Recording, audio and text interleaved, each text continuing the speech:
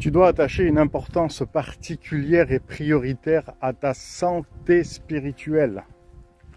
De la même manière que tu attaches une importance, et je l'espère, à ta santé physique en faisant attention à ce que tu manges pour que ta santé physique soit tout le temps au top, dirons-nous, de la même manière, tu dois faire attention à ta santé spirituelle. Dieu nous a donné son Esprit Saint et la parole de Dieu, la Bible nous dit que nous sommes le temple de son Esprit parce que son Esprit habite en nous. D'où l'importance de la dimension de l'adorateur et de l'adoratrice qui fait déjà attention à sa santé physique, mais qui doit faire aussi attention à sa santé spirituelle. Et des fois, il peut y avoir des personnes dont leur santé spirituelle est totalement défaite, est totalement en berne. Et le problème, c'est que ça dure et que ça dure et que ça dure. Nous allons voir certains éléments qu'il va falloir remettre en priorité pour que la santé spirituelle reprenne du beau temps, c'est-à-dire que la santé spirituelle soit au zénith, qu'elle soit ensoleillée.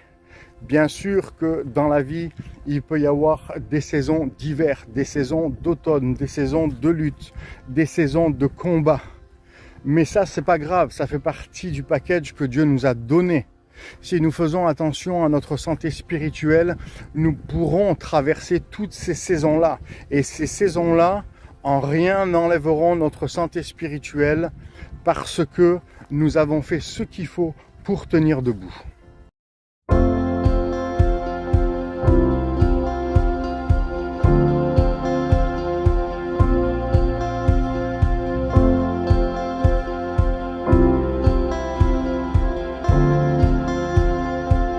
Bonjour et bienvenue sur Bâtir avec Claude, foi et business, certifié Total Impact Fadler Célestin.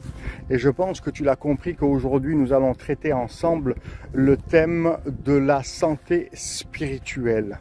C'est un thème qui est très important pour traverser les saisons, pour traverser les déserts, pour traverser les incompréhensions, pour même traverser nos contrariétés, nos frustrations, etc. etc.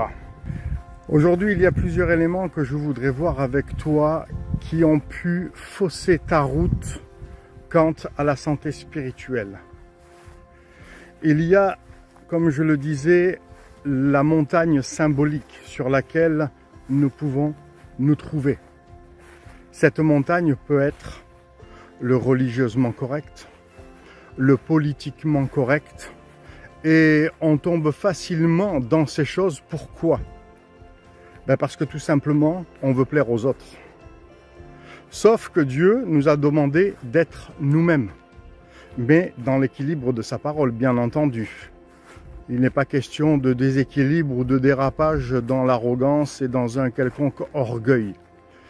Mais quand nous voulons plaire aux autres, forcément, on n'est plus trop dans les clous vis-à-vis de ce que Dieu nous demande dans sa parole. Bien sûr qu'on pourrait rajouter d'autres éléments et rajouter une liste beaucoup plus longue. Mais dans cette vidéo, ce n'est pas le but.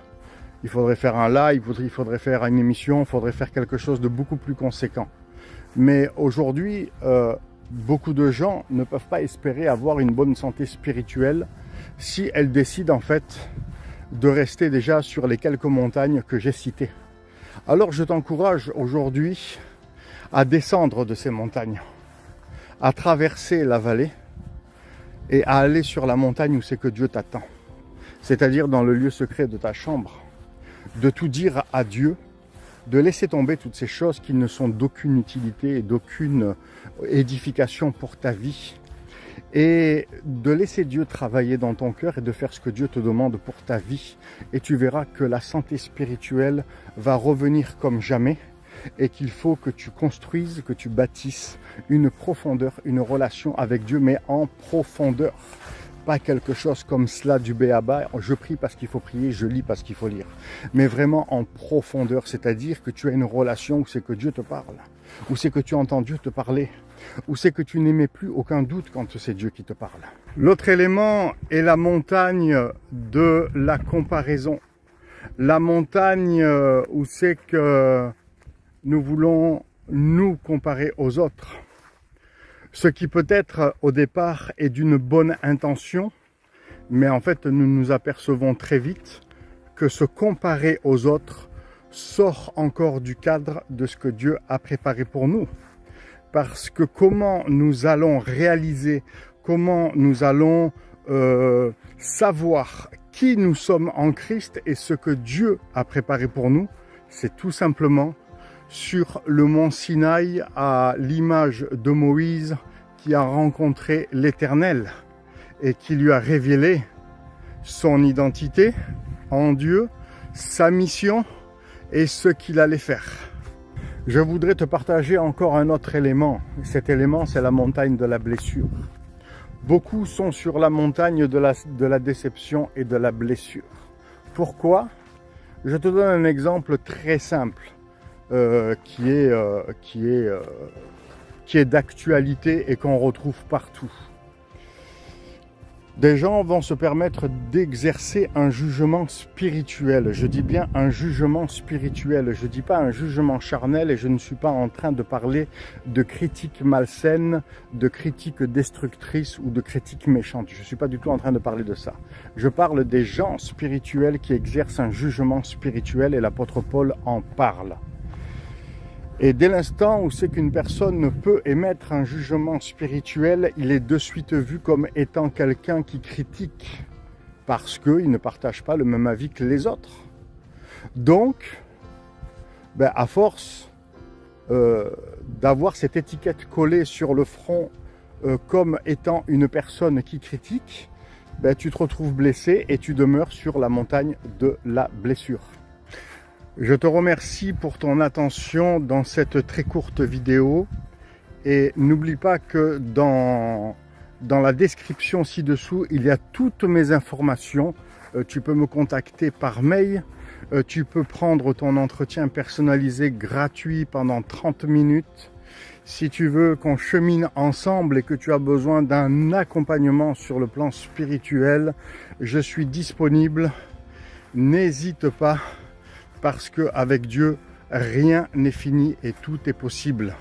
Alors, je t'encourage encore une fois à descendre de ta montagne parce que Dieu a pour toi des bonnes choses en réserve.